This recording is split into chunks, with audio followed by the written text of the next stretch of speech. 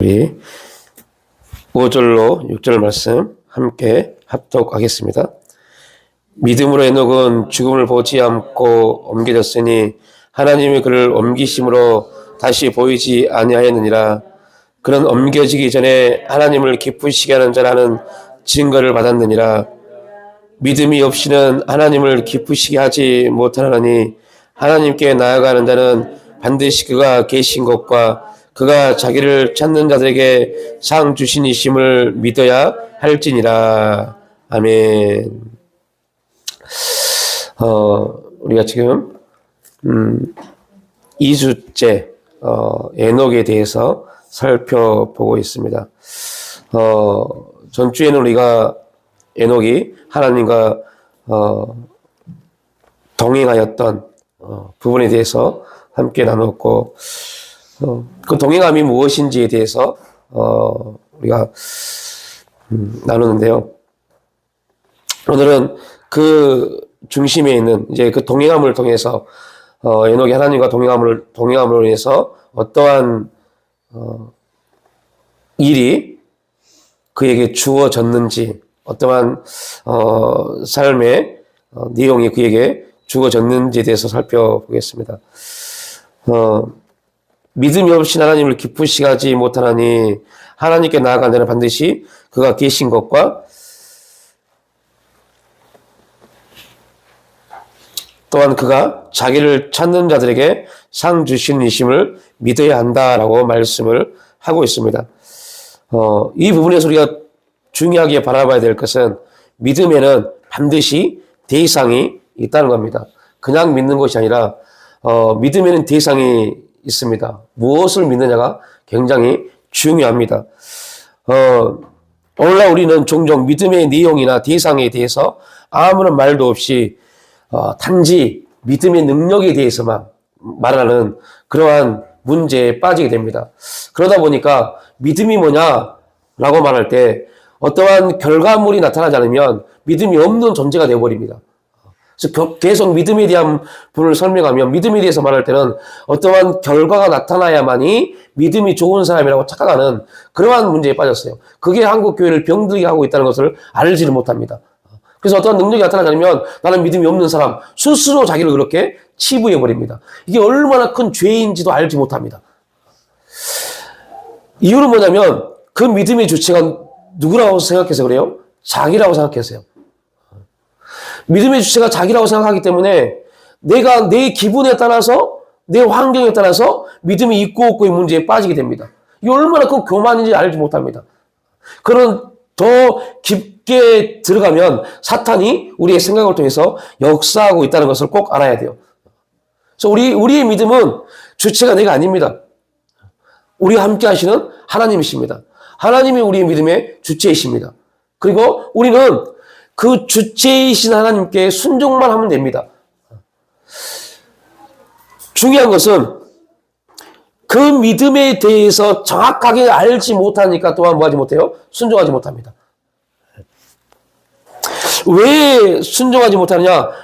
그 믿음의 주체, 믿음이 뭔지에 대해서 모르니까요. 그래서 어떠한 경우에는 진짜 무서운 거, 여러분들 우상 숭배하고 뭐 자기를 신뢰하고 돈을 신뢰하고 뭐 권력을 힘을 신뢰하고 이것보다 더 무서운 게 뭔지 아세요? 추상적인 믿음이요. 그냥 믿어 하는 거예요. 이게 우리 신앙인들을 병들게 하는 겁니다. 그 추상적으로 믿으면 추상적으로 뭐 있긴 있는 것 같은데 있긴 있는 것 같은데 나하고는 별로 관계가 없는 것 같고, 그러한 추상적인 문제가 우리를 정말 힘들게 하는, 우리의 신앙을 병들게 하는, 그래서 조금만 힘들고 조금만 어려워지고 조금만 문제가 생기면 그냥 터져버립니다.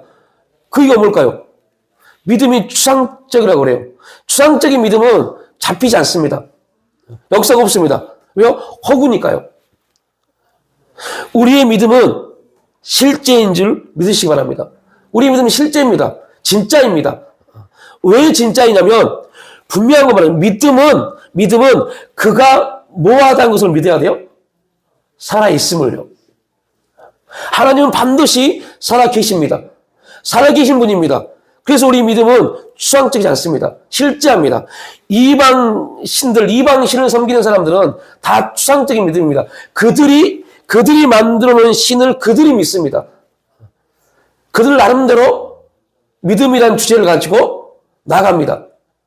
그러나 우리에게 주신 믿음은 확실합니다. 살아계십니다. 그 살아계신 하나님을 믿습니다. 그리고 반드시 그 하나님은 우리에게 어떠한 분이세요? 상 주시는 분이십니다. 응답하신 분입니다. 역사하시는 분입니다. 이 사실을 믿는 게 믿음입니다. 그러나 이 믿음이 역사하지 못하니까, 이 믿음이 반응하지 못하니까, 조금만 힘들면, 조금만 어려우면 그냥 제일 먼저 하는 게 뭡니까? 여러분 각자 질문해 보세요. 내가 조금만 힘들면, 조금 어려우면 제일 먼저 나에게 나타나는 게 무엇인가? 사탄은 그걸 알아요. 그래서 믿음의 역사가 나타나지 못하도록 계속 우리 연약한 부분을 칩니다. 환경을 통해서, 상황을 통해서 우리를 뭐하도록요? 넘어지도록요. 아니나 다를까 정확하게 넘어집니다. 왜요? 우리 스스로는요, 사탄은 영적인 존재이기 때문에 사탄은 이길 수 있다 없다? 없습니다. 그래서 하나님 우리에게 성령님을 보내주셔서 철저하게 성령님을 의지하고 성령님의 지도와 인도를 통하여 사탄의 역사를 이기도록 역사에 가신 겁니다. 그런데 우리가 그 하나님의 성령을 의지하지 못하고 그 성령께 우리가 온전히 의탁하지 못하니까 내가 뭔가를 해보려고 하고 내가 뭔가를 이루어보려고 하고 내가 뭔가를 나타내보려고 하다 보니까 사탄은 우리가 뭔가를 하려고 하는 거 더 북돋습니다. 그래, 해봐. 네가 뭔가 할 수 있어. 너 뭔가 할 수 있어. 계속 우리의 생각을 통해서, 우리 감정을 통해서, 주위 사람을 통해서 계속 우리를 북돋습니다. 그리고 결국은 완전히 낙심하게 만들어버립니다. 아이고, 해도 안 되네라고요. 자, 중요한 것은 거기입니다. 해도 안 되네. 라는 지점에 딱 왔을 때 믿음의 사람은 회개합니다. 내 노력과 내 열심히 했던 거 회개합니다. 믿음의 사람이 아닌 사람들, 은혜를 잃어버린 사람들은요, 완전히 절망의 세계에 빠져버립니다. 뭐라고 하면서요? 별거 없네 라고요. 신앙생활한 거, 믿음, 기도 별거 없네 라고 합니다. 그런 분들에게 질문해 봅니다. 하루에 몇 시간 기도해 보셨어요? 이 앞에 말씀했죠. 여성분들이 출근을 할 때, 뭔가를 약속을 하러 나갈 때 자기를 꾸미는데 평균 1시간 걸리는데 1시간. 여러분 영혼을 꾸미려고 하루에 1시간 기도해 보셨습니까?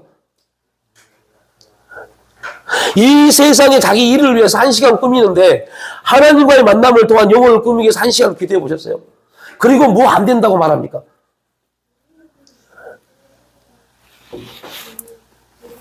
왜 그러한 문제가 우리가 계속 나타나면 사탄은요, 우리를 너무너무 잘 알아요. 왜 사탄이 우리에게 그러한 넘어지게 하고 쓰러지게 하고 왜 할까요? 우리가 그 환경을 통해 넘어지지 않냐면 하나님의 역사가 나타나버리니까요. 하나님의 역사가 나타나지 못하도록 우리를 계속 환경과 상황 속에 넘어지게 하고 쓰러지게 하고 퍼지게 만듭니다. 그래야만이 하나님이, 사탄의 생각입니다. 하나님이 자기에게 졌다고 느끼기 때문에요. 누가요? 사탄이요. 하나님이 유일하게 사탄에게 정말 이렇게 표현하면 어떨지 신학적으로 참 잘못된 부분이지만 유일하게 사탄에게 꼼짝 못한 부분이 있어요. 그게 뭐예요? 당신의 아들들, 자녀들을 혼란케 만들어버린 거예요. 믿음에서 떨어지게 만들어버린 거예요. 그런데 우리는 여기서 꼭 알아야 돼요. 여러분, 하나님은 우리의 또 다른 하나님의 역사를 만들어가고 계시다는 거. 그래서 우리가 정신 바짝 차려야 돼요. 우리가 깨어나지 않냐면 우리의 하나님 우리를 또 역사하실 그 사명의 역사가 옮겨져 버릴 수 있다니까요. 그래서 정신 바짝 차려야죠. 그래서 우리의 믿음은 추상적인 믿음을 가지면 안 돼요. 되겠지 어떻게 되겠지. 아닙니다. 절대 안 됩니다. 또한 반드시 됩니다. 추상적인 믿음을 가지고 있으면 절대 안 됩니다. 그러나 살아계신 그 하나님을 믿고 반드시 우리 인생 가운데 역사하시기를 믿고 나가면 반드시 하나님은 결단코 역사하십니다. 그래서 우리의 믿음이 확실해야 돼요. 하나님은 실제하신 분입니다. 히브리서 저자가 구체적으로 믿음에 대해 이 부분을 말하고 있습니다. 헬라 원문에는 이렇게 본문을 말하고 있는데요. 하나님께 나아가는 자는 누구든지 그분이 계시다는 것을 믿어야 한다. 하나님께 나아가는 자들, 그리스도인들은 반드시 그분이 계시다는 것을 믿어야 된다. 이 율법은 히브리인들 신앙에서 굉장히 중요한 교리적 측면을 가지고 있습니다. 그 원리가 뭐냐? 이스라엘 백성들의 쉐마 교육입니다. 신명기 6장 4절 말씀에 이스라엘아 들으라 우리 하나님 여호와는 오직 유일한 여호와이시니. 우리가 잠깐 나눴죠. 자, 헬라인들, 헬라 문화에는, 헬라 철학, 헬라 문화에는, 헬라 그런 문학에는요, 여러 가지 신이 있습니다. 그러나 히브리 문학에는요, 오직 한 분이십니다. 그런데 신약이 기록될 당시, 지금 히브리 그리스도인들이 로마에서 박해를 받고 핍박을 받고 있는 그 당시의 언어는 헬라입니다. 헬라를 기본으로 만들어진 로마입니다. 그렇다면 그들이 사용하는 언어에는 그 언어에는 어떠한 것이 의미가 내포되어 있을까요? 신은 여러 존재에 대한 것을 내포되어 있습니다.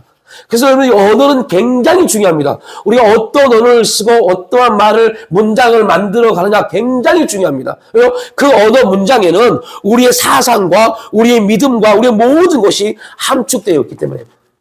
그래서 말에는 힘이 있다고 합니다.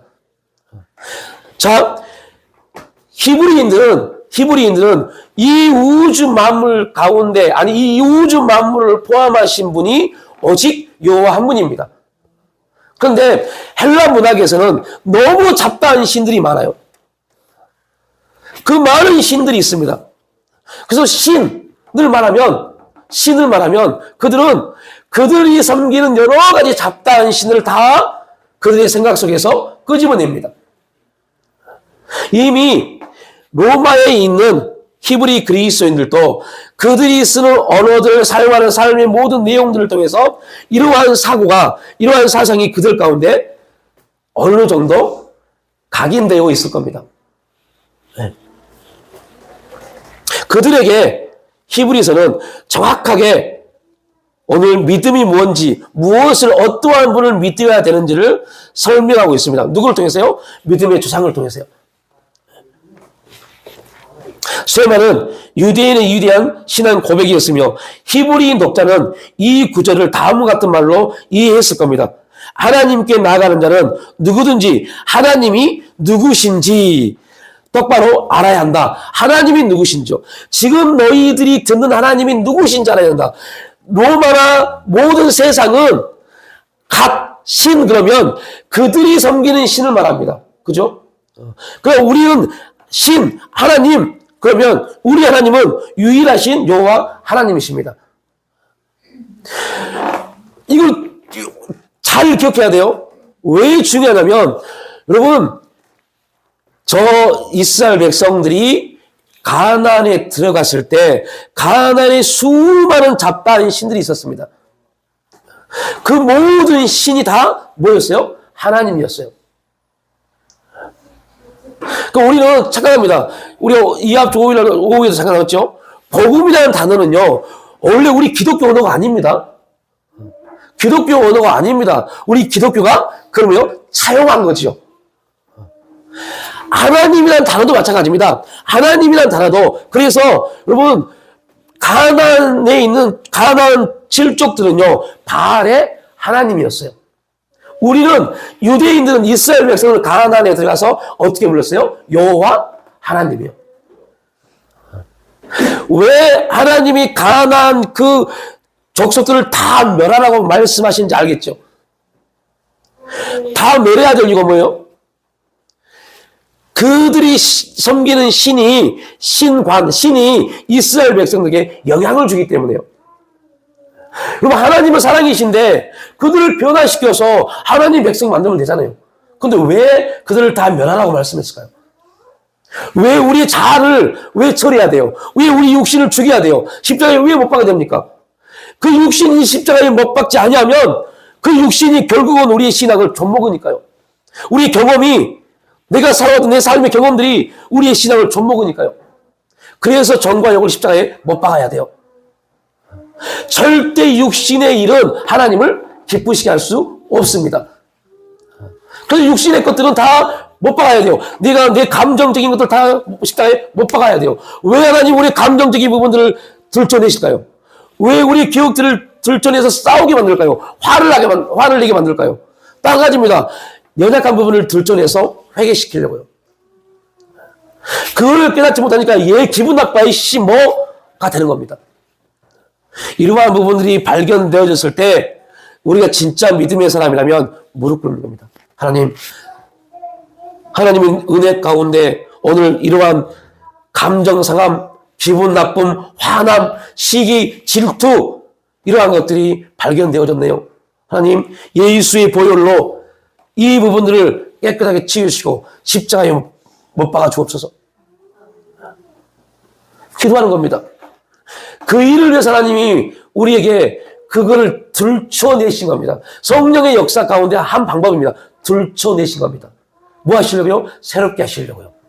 비방하고 비난하고 저주하게 아니라 그걸 통해서 새로운 사람 만들기 위한 목적입니다. 그 일을 위해서 우리는 반드시 기억해야 될 게 바로 입니다. 하나님이 누구신지. 지금 로마야 사람들은 로마가 다스리는 모든 로마의 속국들은 태양신을 섬기는 그들은 로마는 태양신을 섬겼어요. 그러니까 하나님 신이란 말을 쓰면 그들은 무조건 뭘 생각해요? 태양신이요. 자, 그렇게 들었던 그들에게 그렇게 교육을 받고 그러한 문화에 있는 그들에게 말합니다. 하나님이 누구신지 너희들에게 말하는 하나님은 여호와 하나님이야를 말씀한 겁니다. 만약에 이들이 지금 이스라엘에 있다면 유대 땅에 있다면 굳이 하나님이 누구신지에 대해서 설명할 필요가 있었어요? 없습니다. 오늘 우리도 마찬가지입니다. 예를 들면 우리가 지금 여러 가지 신을 섬겼던 사람들입니다. 여러 가지 신을 섬겼다가 어떠한 경로를 통해서 예수를 믿게 됐어요. 하나님을 믿고 교회를 나오게 됐어요. 그러면요, 여러분, 하나님을 놓고 기도하고 예배 드릴 때요, 그때 우리는 이 부분이 완전히 처리되기 전까지는요, 내가 그동안 믿었던 신에 대한 신관을 가지고 예배 드립니다. 그게 벗겨지기가 되게 힘들어요. 여러분, 하나님이 기적을 통해서 이스라엘 백성들을 출애굽시켰습니다. 그럼에도 불구하고 그들이 하는 행동을 보십시오. 하나님의 음성을 듣던 아론입니다. 하나님의 음성을 듣고 대언했던 아론입니다. 그가 모세가 저 산에 가서 하나님의 말씀을 갖고 있을 때 어떤 짓을 합니까? 금송아지를 만들잖아요. 그리고 말합니다. 이 금송아지가 우리를 인도해내신 하나님이다라고요. 여러분, 우리의 신관이 똑바라지지 않으면 우리의 신앙이 무너집니다. 그래서 하나님이 누구신지를 정확하게 알아야 돼요. 히브리 그리스도인들은 출애굽기 3장 14절 불타는 떨기나무에서 하나님이 모세에게 하신 위대한 말씀과 이분 하나님이 누구시냐 할 때 히브리 그리스도인은 제일 먼저 떠오르는 게 뭐라고요? 떨기나무요. 모세에게 나타나셨던 나는 스스로 있는 자인이라. 자, 다시 돌아옵니다. 이거 오늘 다 끝낼 수 있을까요?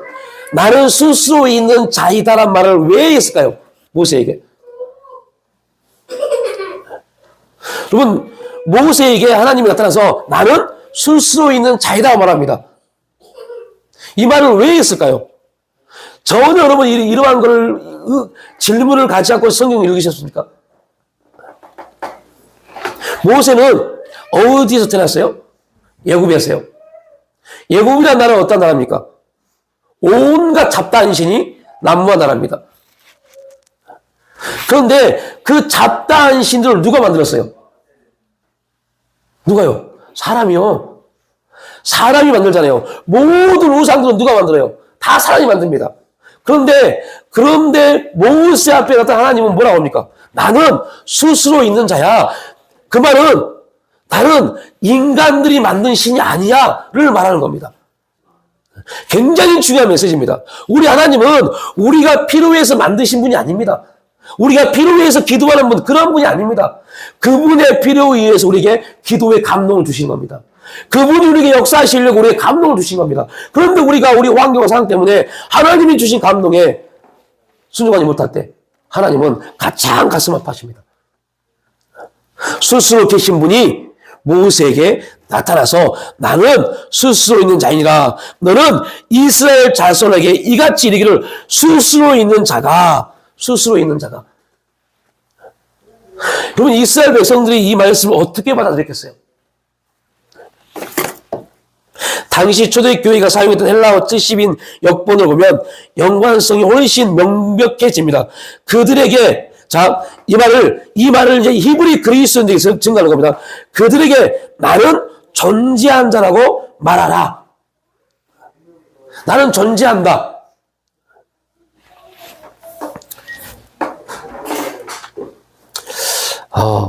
이게 왜 중요하냐면요. 우리 믿음의 조상이 누굽니까? 아브라함입니다. 여러분, 아브라함이 어떠한 일을 했어요? 아브라함이 하나님의 부르심을 받기 전까지 어떠한 일을 했습니까? 우상을 섬겼어요. 우상을 섬겼던 사람입니다. 그 우상을 섬겼던 그에게 하나님이 찾아가셔서 야, 본토 친척 아비 집을 떠나라. 그리고 내가 지시할 땅으로 가라라고 말씀하십니다.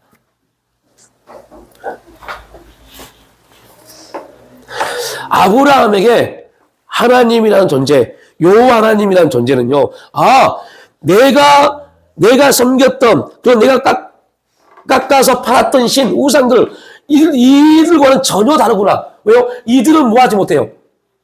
말하지 못하는데, 나를 부르신 분은 뭐 한대요? 말씀을 하시네? 이게 얼마나 큰 차이인지도 알아야 돼요. 자기가 75년 동안 섬겼던 신은 말을 하지 못한 존재였어요. 누구만 말했어요? 그들만요. 사람만 말하고 그들이 섬기는 신은 말하지 못했어요. 그런데 놀라운 것은 이분은 자기를 부르신 분은 찾아오셔서 자기에게 말씀하신 분입니다. 하나님은 오늘도 우리에게 말씀하신 분입니다. 왜요? 그분은 살아계시기 때문에. 얼마나 여러분들 흥분돼야 돼요. 이 말씀이 지금 얼마나 기가 막힙니까? 그 하나님이 우리에게도 동일하게 말씀하시잖아요. 감동하시고 역사에 가시잖아요. 나는 존재한 자다. 이러한 역본들을 적절하게 사용하여서 히브리서 저자는 하나님에게 나아가는 자는 그분이 존재하신다는 것을 믿어야 한다고 말합니다. 여러분, 이 말씀을 듣고 한경직 목사님이 우리나라 복음주의 4인방이라고 하는 우리나라 부흥을 이끌었던 옥하는 목사님, 이동원 목사님, 홍정기 목사님, 하영전 목사님, 그분들에게 이렇게 말했답니다. 목사님들, 예수 잘 믿으세요. 몇만 명을 목회하는 목사님들에게 한경직 목사님이 하나님 품에 가시기 전에 했던 마지막 유언이 목사님들 예수 잘 믿으세요. 이 말이 무슨 말이겠어요? 그럼 하나님이 살아계신 것을 잘 믿으시기 바랍니다. 진짜 잘 믿어야 돼요. 그래야만이 환경을 뛰어넘는다니까요. 상황을 뛰어넘는다니까요. 우리 앞에는 믿음이 있고 반드시 믿음이 있는 사람에는 엄청난 큰 산이 다가온다니까요. 이게 물질일 수 있고 질병일 수 있고 내 연약함일 수 있고 수많은 관계일 수 있습니다. 그러나 이 산은 이 믿음을 이길 수 없습니다. 절대 못 이깁니다. 우리가 믿음이 확고하면 하나님이 살아계시고 역사하시며 확신하면 이 산은 옮겨집니다. 누구에 의해서요? 우리의 말에 의해서요. 너희가 이 산이 들려 저 바다에 던져지라면 누가 말한 거예요? 믿음 있는 사람들이 말입니다. 그런데 그 믿음에 반응하지 못하도록 오늘도 사단은 우리의 생각과 감정과 환경을 통해서 우리를 무너뜨립니다. 너 믿음이 없는 사람이야? 너는 아무것도 알 수 없는 사람이야? 야, 네가 뭘 안다고? 계속 우리를 참소합니다. 그 참소의 소리에 우리가 반응한 순간부터 우리는 사단의 종이 되어버린 겁니다. 그러므로 믿음의 첫 번째 요소는 믿음의 대상과 내용과 관계가 있습니다. 믿음은 반드시 성경의 하나님, 불타는 떨기나무 가운데서 모세에게 말씀하신 여호와를 유일한 참 하나님으로 인정하는 겁니다. 나는 내 하나님 여호와라. 너는 나 외에 다른 신을 내게 두지 말라. 이게 율법의 첫 번째 계명입니다. 그래서 우리의 믿음의 첫 번째는 그겁니다. 우리가 믿는 하나님은 살아계시고 존재하신 분이고 반드시 역사하신 분이구나. 우리의 믿음의 대상은 살아계시고 역사하신 하나님입니다. 그리고 그 하나님에 대한 우리의 믿음의 내용은요, 어떤 우상도 숭배하지 말아야 한다는 겁니다. 두 번째 믿음의 요소는 동기입니다. 동기. 우리는 하나님께서 참이시며 하나님이 우리 운명의 심판자시며 조종자이시라는 것을 믿어야 합니다. 하나님이, 이 말은 딱 한 문장으로 하나님이 우리 인생을 섭리하십니다. 우리 욥기서를 한 7개월 나누면서 제일로 많이 나눴던 얘기가 이겁니다. 하나님의 섭리요. 하나님이 허락지 아니하시면 사탄도 뭐 하잖아요? 아무것도 할 수 없습니다. 여러분, 심지어 마태복음을 보면 참새 한 마리가 하나 쌍에 팔리는 것도 누구의 뜻이 아니면요? 하나님의 뜻이 아니면요. 그런데 우리는 어떠하겠어요? 우리가 조금 아픈 거요? 좀 힘든 거요? 하나님이 이걸 섭리하신 겁니다. 뭐 하도록요? 이 섭리를 주신 것은 우리에게 뭐가 있다는 거요? 믿음이 있다는 겁니다. 하나님 보신 겁니다. 네가 믿음으로 그것을 이겨내물려. 그런데 이기지 못하고 넘어져 버리니 얼마나 가슴 아프겠어요. 내가 너에게 준 믿음이 얼마나 큰데, 내가 너에게 준 믿음은, 그 믿음의 기도는 병든 자를 치유하고, 그 믿음의 기도는 응답의 역사가 있음에도 불구하고 기도하지 않습니다. 그냥 터져버립니다. 힘들다, 어렵다, 답답하다, 모르겠다. 우리 인생은 누구나 힘듭니다. 누구나 답답합니다. 누구나 어렵습니다. 누구나 답을 알지 못합니다. 그래서 우리의 해답은 우리에게 있는 게 아닙니다. 누구한테 있어요? 예수 그리스도요. 우리의 해답은 오직 예수 그리스도십니다. 제가 저거를 그냥 수년 동안 써는 게 아닙니다. 오직 예수 그리스도십니다. 우리의 해답은, 그래서 우리가 어렵고 힘들고 고통스럽고 몸이 아플 때 제일 먼저 할 게 어떻게 할 것이 아니라 해답이신 하나님께 나가야 돼요. 왜 이 환경을 주셨습니까? 가 돼야 돼요. 나에게 왜 이 환경을 주셨습니까? 가 돼야 돼요. 그러면 하나님이 우리에게 어떻게라는 답을 주실 겁니다. 어떻게 해보자. 그런데 하나님이 왜 이 환경을 주셨는지 관심도 없어요. 그냥 어떻게 이 문제를 풀어볼까? 왜 어떻게 할까? 어떻게 해야만 내가 이 굴레에서 벗어날 수 있을까의 문제에 빠져버리니 답이 안 나오는 겁니다. 답이 안 나오니까 그 다음부터는 누구요? 사람을 찾기 시작하는 겁니다.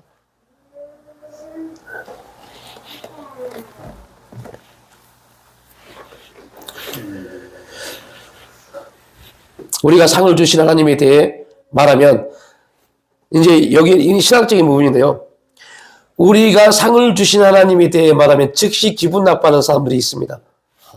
그럼 우리 장로교는 오해하는 게 있어요. 우리 장로교는 믿음으로 구원받습니다. 그런다고 해서 행위를 말하지 않느냐? 아닙니다. 믿음으로 구원받은 사람들은 반드시 성화의 과정과 성도의 견인, 성령의 역사가 반드시 있어야 된다고 말합니다. 그 말은 무슨 말이에요? 믿음으로 구원받은 사람들은 반드시 열매가 있어야 돼요. 열매가 있으려면 뭐가 있어야 돼요? 움직임이 있어야 돼요. 하나님은 그 열매를 보시고 우리에게 상을 주십니다. 그러나 이걸 잘못 이해하는 사람들은 믿음으로 구원받는데 왜 행위가 무슨 필요가 있느냐고 말합니다. 아닙니다. 믿음의 사람들은 반드시 하나님께서 우리에게 무엇을 주신다고요? 상 주신이심을 믿어야 돼요. 반드시 복주고 번성케 하심을 믿어야 돼요. 이게 안 믿어지면요, 아무것도 안 됩니다. 좀 엉뚱한 말 같지만요, 목요일 날, 이분은, 시어머니입니다. 시어머니 되는 집사님이 자기 이제 아들하고 며느리 때문에 너무 가슴이 아파서, 연락이 왔어요. 목사님 어떻게 했으면 좋겠냐. 목사님 의견을 좀 듣고 싶습니다. 라고 말을 하는데요. 좀 이제 민망한 말입니다. 민망한 말인데, 아들 네가 지금 얘를 3명을 낳았대요. 자녀를 3명을 낳았대요. 그런데 얘들이 대책이 없대요. 시어머니가, 야, 제발 좀 피임 좀 해라. 라고 하는데, 그 자녀 며느리가, 특히 아들보다 며느리가 그런답니다. 저는 안 하겠다고. 이 집사님이 너무 황당해서, 이제, 목사님은 그걸 어떻게 생각하십니까?에 대한, 물음을 해왔어요. 그런데 기가 막힌 것은 그 전화를 받기 하루 전에 아내와 저가 둘이 교회에서 그런 얘기를 했거든요. 그런 얘기를 하고 했던 부분들을 전화를 받으니까 되게 황당하더라고요. 되게 또, 참, 요즘 이러한 고민들이 있겠구나, 라는 거.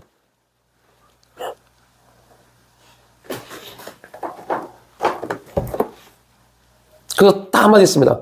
하나님의 섭리를 믿으십시오.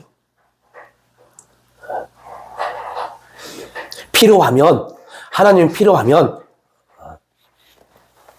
필요에 따라서 역사하실 겁니다. 우리의 필요에 따라서 결정하지 마십시오. 왜 우리의 필요에 따라서 우리가 결정하지 아세요? 무서우니까요.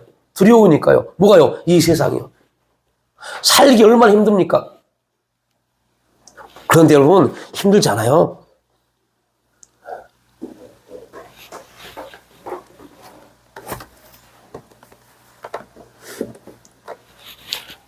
안개 같은 인생이 미래를 계획하니까 힘든 겁니다. 오늘 하루 감사하며 우리가 나갈 때 분명 길게 볼 때 참 답답하고 그 순간순간 힘든 부분이 되게 많아요. 그런데 저는 저희 아내에게도 그렇고 이렇게 말합니다. 이게 부모의 직분에 대한 감사함이야. 하나님의 섭리 안에서 이렇게 할 수 있음에 또한 감사합니다.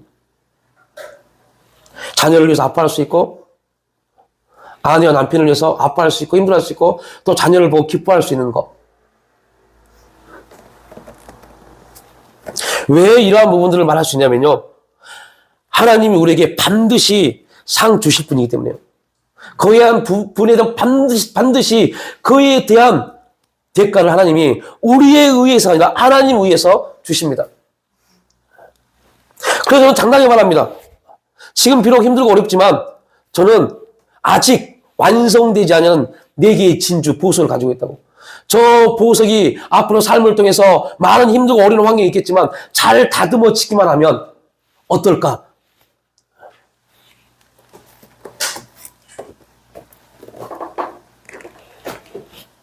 여러분 꼭 기억하십시오. 믿음의 동기는 바로 우리 믿음이 유일한 구원자이신 하나님을 향한 것이어야 됩니다. 그래서 하나님이 우리에게 상을 주시고 하나님이 우리에게 역사하실 걸 믿는다면, 하나님의 섭리를 믿는다면, 여러분 우리는 다른 어떠한 것들, 즉 이 세상의 어떠한 것들 다 무시해야 돼요. 삶이 어떻다고요? 아니요, 무시하십시오.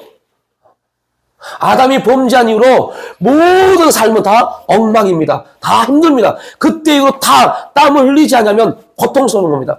있는 사람도 고통스럽고 없는 사람도 고통스럽고 다 고통입니다. 그러나 우리가 꼭 알아야 될 것은 하나님이 우리에게 이 섭리적 사건을 허락하셨다면, 하나님의 섭리 안에 우리가 있다면, 그러면 하나님께 먼저 우리의 삶을 내어드려야죠. 하나님 어떻게 할까요? 어떻게 했으면 좋겠습니까? 우리는 이렇게 하고 싶은데, 이러한 계획이 있는데, 하나님 이것이 하나님 앞에 어떻게 보이십니까?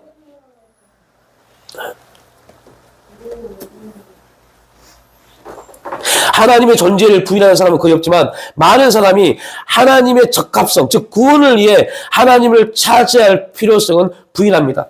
여러분, 하나님은 찾고 찾는 자에게 역사하신 분입니다. 우리가 어떠한 우리의 선택을 해야 된다면 그 선택에 있어서 먼저 하나님 앞에 물어야 돼요. 하나님, 어떻게 했으면 좋겠습니까? 이 일에 대해서 하나님 어떻게 생각하십니까?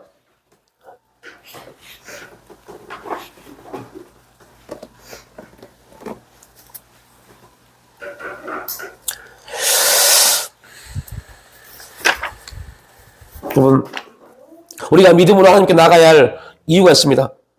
그 가운데 오늘 두 가지 잠깐 설명하고 마치겠습니다. 첫 번째, 하나님은 거룩한 심판자로서 반드시 모든 죄인을 벌하실 것이라는 말씀입니다. 반드시 하나님은 심판자로 죄인을 벌하십니다. 요한은 마지막 날에 모든 사람이 하나님의 심판대 앞에 서게 될 것을 이렇게 말씀합니다. 또 내가 보니 죽은 자들이 큰 자나 작은 자나 그 보좌 앞에 서 있는데 책들이 펴 있고 죽은 자들이 자기 행위를 따라 책들에 기록된 대로 심판을 받으니, 하나님이 기록하십니다. 사람들은 그날에 자기들이 무사할 것이라고 착각합니다. 왜요? 스스로 자기들은 근본적으로 선한 사람이라고 생각하기 때문에요. 그래서 나는 그런 좋은 일 많이 했어 라고 생각하기 때문에. 그래서 성경은 완전한 거룩이라는 하나님의 기준에 따라 판결을 내립니다. 모든 사람이 죄를 범하였으며 하나님 영광을 이루지 못하더니, 자, 돌이켜보면 여러분은 완전합니까? 완전하지 않습니까? 이거는 굉장히 여러분에게도 대단히 중요한 질문이고, 이 질문에 있어서 여러분이 지금 어떠한 신앙의 자리에 있는지를 볼 수 있습니다. 여러분, 완전한 자입니까? 불완전한 자입니까? 아니, 완전한 자입니까? 완전하지 않는 자입니까? 하나님 완전한 사람들만 하나님의 구원의 역사 가운데 인도하십니다. 자, 완전한 자입니까? 불완전한 자입니까? 여기에 대한 여러분의 기준이 있어야 돼요. 여러분, 믿음에 있어서 굉장히 중요합니다. 우리는 불완전합니다. 그런데 누가요? 하나님이 우리를 완전한 자로 부르십니다. 꼭 기억하십시오. 우리 스스로는 절대 완전하지 못합니다. 완전할 수 없습니다. 그런데 그런 불완전한 존재를 하나님이 뭐라 하시나요? 완전한 자로 말씀하십니다. 뭐 때문에요? 당신의 아들의 피 때문에요. 우리 여러분이 선한 일을 많이 해서, 좋은 일을 많이 해서 참말의 말씀입니다.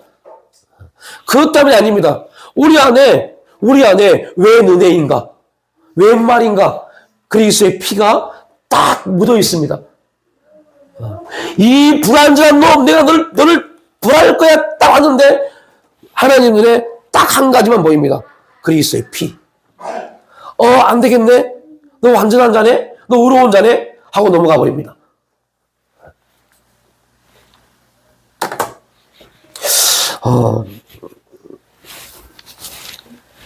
우리가 조금 우리의 생각을 좀 바꿔보면, 애굽에서 하나님이 이스라엘 백성들에게, 모세를 통해서 이스라엘 백성들에게 문설주의 인방에 어린 양의 피를 발라라.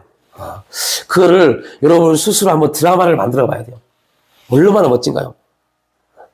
그러면 그 안에 이스라엘 백성들이 있습니다. 근데 그 이스라엘 백성들이 믿음이 있는 사람입니까? 믿음이 없는 사람입니까? 믿음이 없는 사람입니다. 430년 동안 뭐였던 사람이에요? 여러분, 애굽에서 종 노릇했습니다.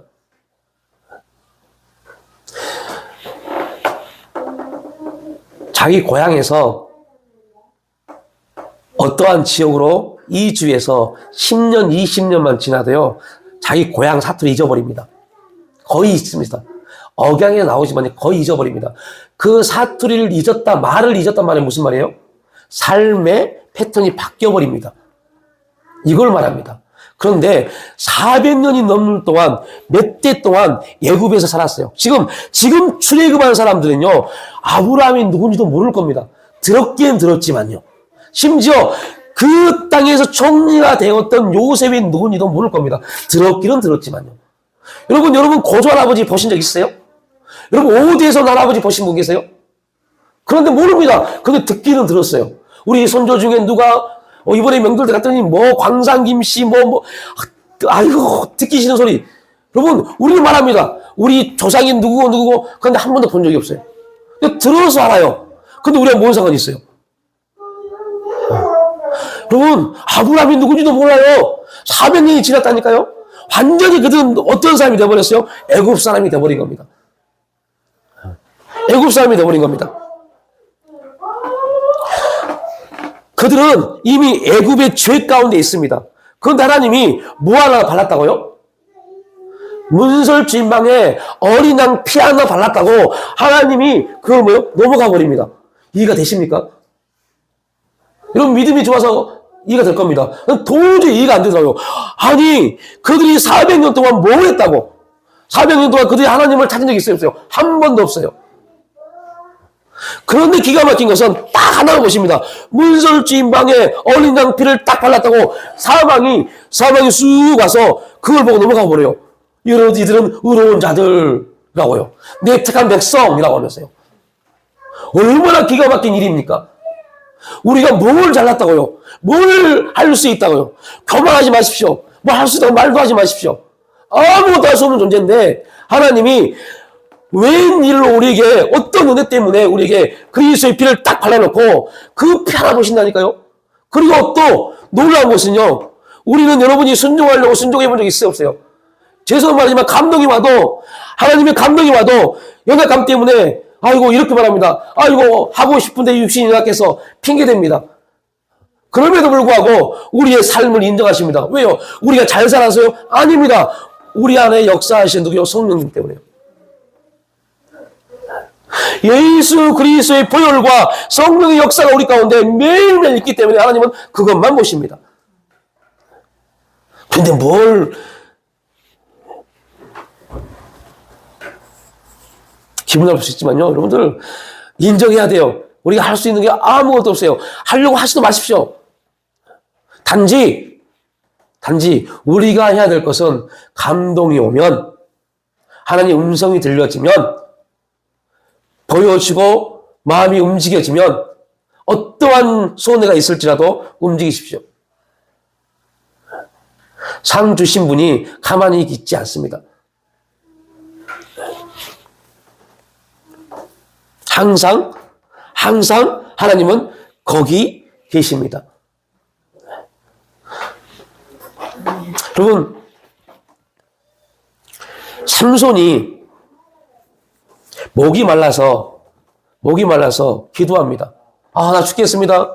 할례 받지 못한 저 블레셋 사람들에게 네가 블레셋 사람들 1000명을 죽였는데 이제 내가 목이 말라서 아무 힘도 쓰지 못하고 오히려 저 블레셋 사람들에게 내가 죽게 되겠습니다라고 기도할 때 하나님이 어떤 일을 했습니까?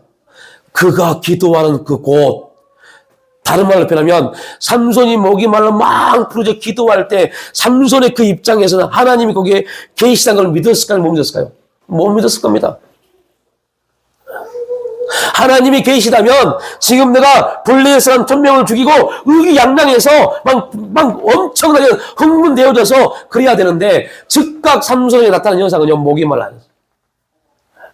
출애굽한 이스라엘 백성들이 막 기뻐하다가 막 하나님 찬양하고 난리를 치다가 3일길에 마라의 쓴물을 당합니다.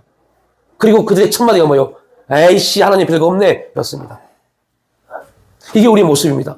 막 믿음 있는 것 같고 막 믿음 있는 것 같고 행동하지만 결국 조그만 문제 하나 터지면요, 하나님 이거 뭡니까 도대체, 아이씨 내가 어떻게 했는데 이게 우리 인간입니다. 그런데 하나님은요 그곳에서 역사하십니다.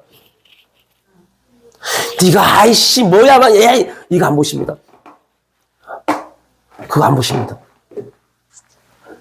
삼손이 거기서 기도했어요. 그리고 그곳에서 하나님이 우물을 터뜨려 주셨어요. 항상 하나님은 거기 계십니다.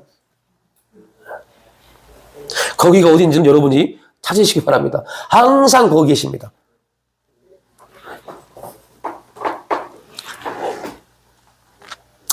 에녹이 그 하나님을 알았어요. 뭐함으로요?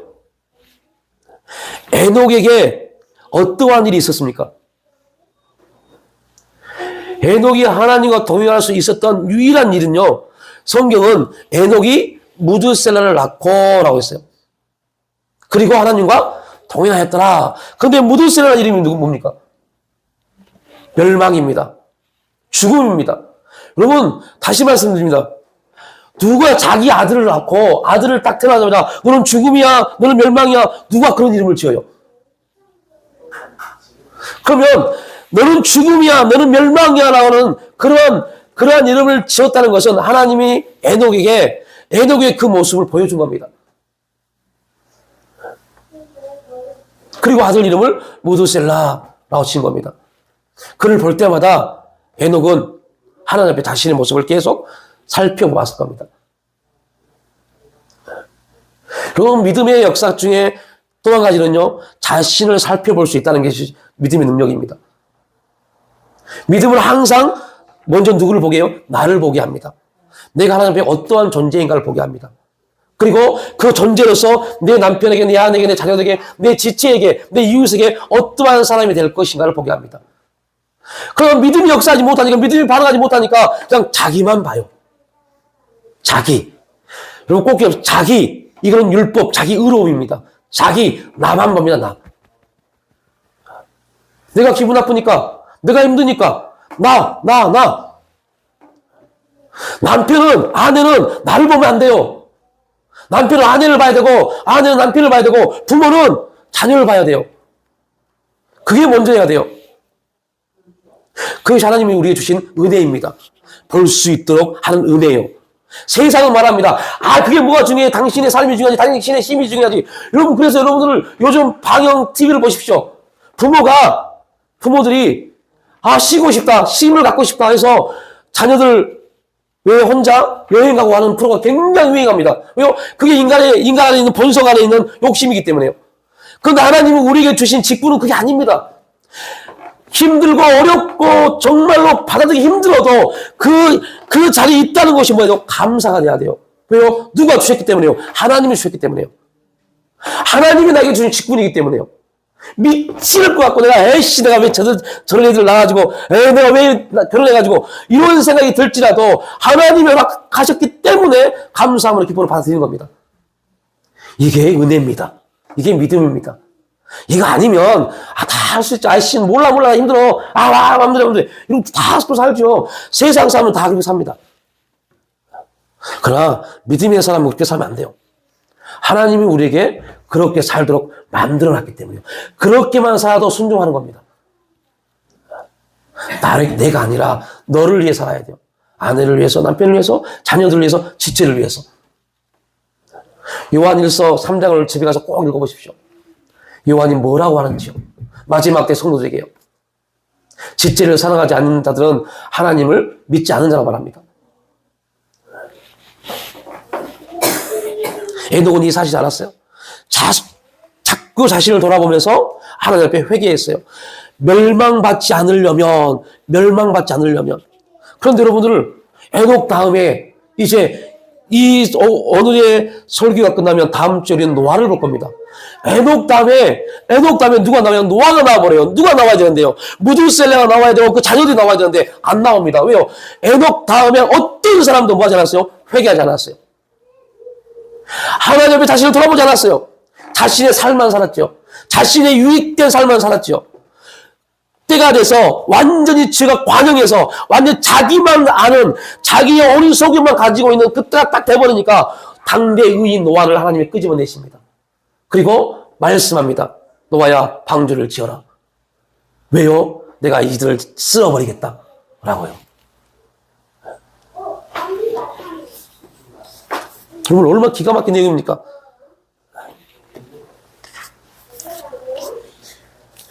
이 음성이 우리에게 들려져야 돼요. 이 말씀이 우리 심령에 꽂혀져야 돼요. 그래서 나는 지금 믿음 앞에서, 말씀 앞에서, 하나님 앞에서 어떠한 삶을 살 것인가에 대한 우리의 물음이 계속적으로 나와야 돼요. 심판자이십니다. 반드시 심판하십니다. 두 번째, 하나님이 자기 백성에게 영생을 상급으로 주실 능력이 있다는 것을 말합니다. 여러분, 제가 안 써놨는데 6페이지를 보십시오. 6페이지 보시면 여기서 첫 줄에 그리고의 두 번째를 써놓으십시오. 두 번째.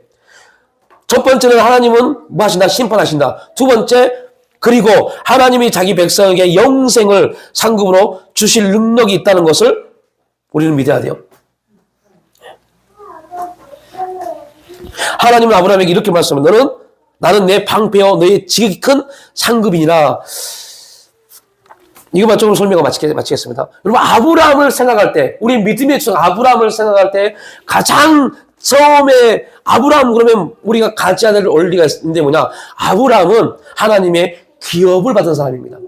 이제 노아가 그다음에 아브라함을 나눌 텐데요. 하나님의 기업을 받을 사람입니다. 그리고 우리가 예수 그리스도를 통해서 믿음으로 아브라함의 후손이 되었습니다. 그래서 갈라디아서에서는 이렇게 말합니다. 너희가 예수 그리스도를 통해서 유업을 얻을 자가 되었다고 말합니다. 어떤 유업이요? 아브라함이 받은 유업이요. 그러면 이제 다시 말합니다. 아브라함이 받은 기업이 뭡니까? 하면 창세기 12장 2절이요.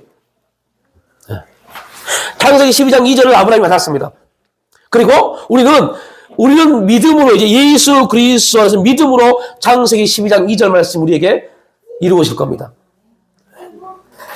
이게 우리에게 주신 하나님의 상급입니다. 하나님을 찾는 자들이 받을 상급은 하나님을 발견하는 기쁨입니다. 하나님을 찾고 찾는 자들에게 반드시 당신을 계시하시는데, 하나님을 찾는 자들이, 여러분 주변에 잘못됐어요. 바들입니다. 자들이 받을 상급은 하나님을 발견하는 기쁨입니다. 하나님을 매일매일 발견합니다. 자, 결론. 조금 전에 말씀드렸죠. 하나님은 항상 거기 계십니다. 거기 계십니다. 그런데 왜 항상 거기 계신 하나님을 우리는 발견하지 못할까요? 오늘 주제, 하나님을 뭐 하지 못하니까요? 찾지 않기 때문에요. 하나님을 안 찾아요. 내 방법을 찾지. 자기 방법을 찾다 보니까 하나님을 찾지 못하니까 항상 거기 계신 하나님을 찾지 못하는 겁니다. 하나님은 항상 거기 계십니다. 거기 어디라고요? 내 삶 가운데요. 우리의 삶을 누가 주관하시니까요? 하나님이 주관하시니까 내 삶은 하나님께 속한 겁니다. 그래서 여러분들, 우리가 이 앞주에 작가를 주면 소유했단 말은 무슨 말이에요? 소유했단 말은 그의 모든 것들이 그 안에 들어있는 겁니다. 하나님은 우리의 삶을 소유하신 겁니다. 그러면 우리는 지금 어디에 있어요? 하나님 안에요. 그러니까 여러분들, 우리 기도를 바꿔야 돼요. 하나님과 함께 하기를 원합니다. 이런 기도를 하면 돼요, 안 돼요? 안 돼요. 얼마나 무지한 기도입니까? 우리는 항상 어디 한다고요? 하나님과 함께 합니다. 이제는 우리 기도를 바꿔야 돼요. 함께 하신 하나님, 그 하나님 말씀 앞에 순종하기를 원합니다.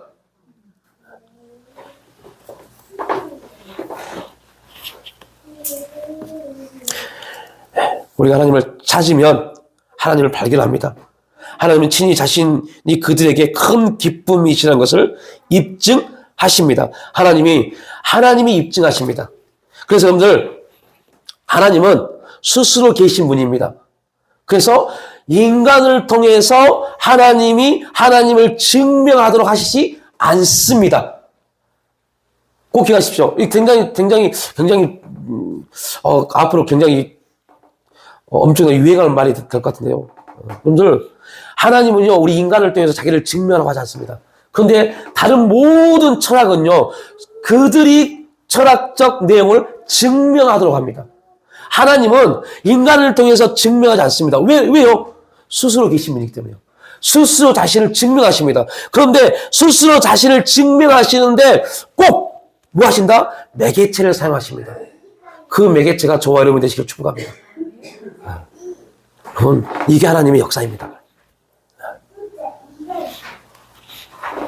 우리를 통해서, 우리의 삶을 통해서, 우리 여러분의 가정을 통해서, 여러분의 자녀를 통해서 하나님이 자신을 증명해내는, 그거를 우리는 뭐라고 그래요? 간증이라고 그래요. 하나님이 당신을 증명하고 싶어서 난리를 치고 계십니다.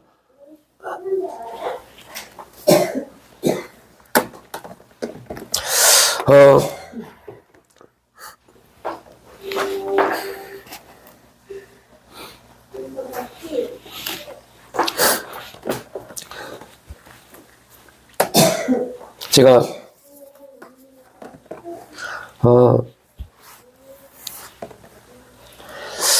이러한 일이 있었어요. 교회 부분을 놓고 기도하면서 대출을 어떻게 해야 되나 할 때 이사야 37장 말씀을 붙잡고 이 앞에다 서리를 쫙 펼쳐놓고 막 기도를 하는데 또 얼마나 많은 고민이 있었겠어요. 너무 많은 고민이 있어. 할까 말까, 너무 해야 되나 말아야 되나. 너무 막 두렵더라고요. 이자가 24.5%라는 게 너무 두렵고, 걱정이 됐어요. 이걸 어떻게 해야 되지? 어떻게 될까? 근데, 딱 한마디에, 무너졌어요. 두렵냐? 그게 두렵냐? 나는 너를 위해서 네 아들을 보냈는데. 내 아들을 보냈는데. 그러면서 주님이 주신 바울의 고백이요. 내가 달려갈 길과 나의 사명을 마친 내 생명을 아끼지 아니하리라. 생명을 아끼지 아니하는 바울의 복음. 생명을 아끼지 않는데 그거 24.5%? 아이고 그게 아깝다고 그게 두렵다고 이 메시지 주는데요. 와 정말 큰 충격이었어요. 근데 여러분들 어제도 저 아내가 저한테 말을 해서 제가 말씀했는데요. 그거 받으러 갔는데요. 정말 기가 막히더라고요. 그것마저 못 받아서 일수 찍는 분들이요. 너무 많습니다. 그것마저 못 받아서요. 그걸 봤어요. 와, 정말 지금 힘들구나. 제가 그 글을 토요일 날 어제 새벽에 올리고 얼마나 많은 메시지를 받는지 아세요? 어떻게 받는지 가르쳐 달라고. 어디서 받는지 가르쳐 달라고. 누가 전화했겠어요? 그 문자를 보낸 집사님들, 권사님들이요. 너무 힘드니까요. 너무너무 힘드니까요. 그거라도 받아서 지금 급한 불을 꺼야 되는데 받을 수가 없으니까요. 지금 은행에 여러분들 은행 가보십시오. 여러분 웬만하면 대출 안 해줍니다. 지금 다 막아놨어요. 돈이 없으니까요. 대출해준다고 난립니다. 근데 막상 가면요 안 해줍니다. 너무 심각해요. 이 금융권 안 해줍니다.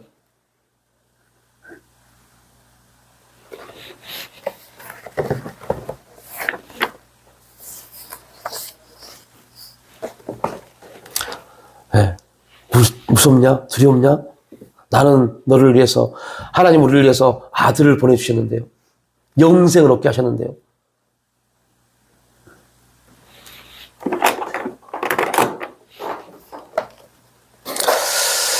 예. 이렇게 무게 끝나면 안 되죠. 그게 뭐라고요? 아벨의 믿음이었어요. 에녹의 믿음이었어요. 노아의 믿음이었고, 아브라함의 믿음이었어요. 오늘 저와 여러분의 믿음이 될 줄 믿습니다. 그게 두려우면 안 돼요. 내 앞에 산이 두려우면 안 돼요. 뭐가 두려워야 돼요? 믿음이 없음이 두려워져야 돼요. 하나님, 에녹에 대해서 2주 동안 살펴보았습니다. 우리의 삶이 에녹처럼 하나님을 기쁘시게 하는 믿음의 삶이 되어야 될 텐데, 주여 우리 연약함과 우리 무지함과 우리 오해된 신앙들을 바라보시고 성령을 통해서 우리에게 주신 그 믿음이 하나님을 온전히 반응하며 나아갈 수 있도록 축복하여 주시옵소서. 그래 정말로 하나님을 기쁘시게 하는 믿음의 삶이 이루어질 수 있도록 역사하여 주시옵소서. 감사드리오며 예수님의 이름으로 기도 올려옵나이다.